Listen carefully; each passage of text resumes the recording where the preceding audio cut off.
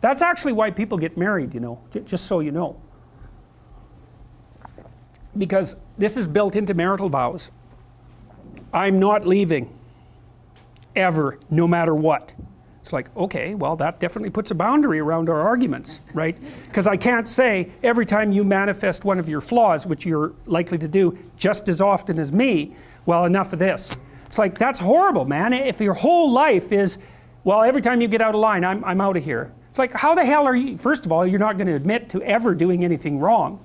Second, you're going to be on your, you're like a scared cat the entire relationship because, well, who knows, it could just come to an end at any moment. It's like, you know, people say, well, if the possibility of divorce is open, it makes you free. It's like, yeah, that's what you want. You want to be free, eh? Really? Really? So you can't predict anything. That's what you're after. It's a vow.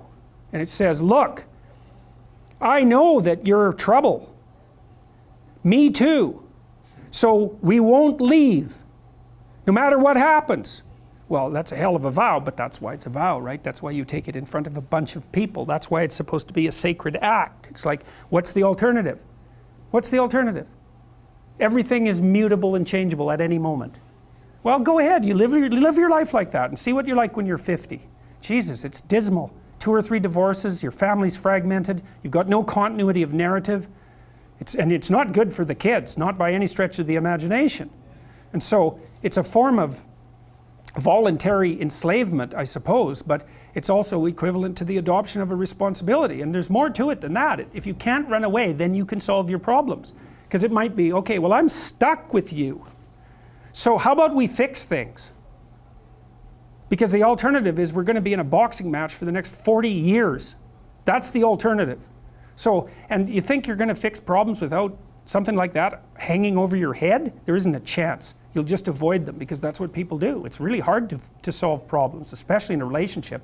We're having a fight and I find out that it's, you know, because you were abused by your uncle when you were 5 or some goddamn thing. You know, it's like, it's very frequent that that sort of thing happens. There's your partner's, you know, manifesting some weird anomalous behavior. You just can't make heads or tails of it. It doesn't seem related to what you're doing at all. They don't want to talk about it.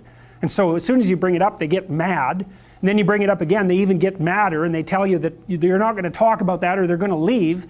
And so maybe you're really, really persistent because you're kind of a son of a bitch, and then they break down and cry, you know, and then they have this horrible memory that comes flooding forward that's completely, you don't know what to do with it, and then you have to sort it out. It's like, you think you're going to do that unless there's a good reason? You have to know, we better sort this out or we're going to be carrying it around for the next 40 years.